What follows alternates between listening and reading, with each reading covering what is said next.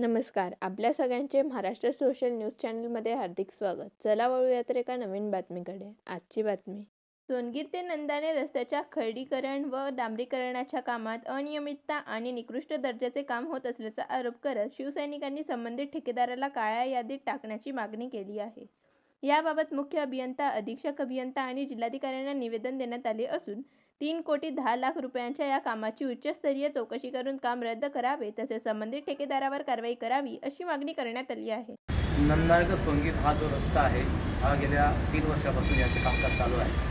परंतु होत असलेले कामकाज जे अतिशय निकृष्ट दर्जाचं आहे आणि या संदर्भात त्या रस्त्याला असलेले जे शेतकरी आहेत तर यांनी ज्यावेळेस तक्रार केली तर संबंधित कॉन्ट्रॅक्टर जे आहेत तर त्यांनी मात्र त्यांना उडवाउडवीची उत्तरं दिली आणि रस्ता जो आहे तो निकृष्ट दर्जाच्या माध्यमातून त्यांनी काम पूर्ण करायला सुरुवात केली. परंतु अखेरीस मात्र ग्रामस्थांच्या लक्षात आलं, शेतकऱ्यांच्या लक्षात आलं की हा जो रस्ता आहे हा दीर्घकाळ टिकणारा नसून हा तात्पुरत्या स्वरूपाचा बनवला जात आहे आणि निधी जो आहे तो लाटला जात आहे.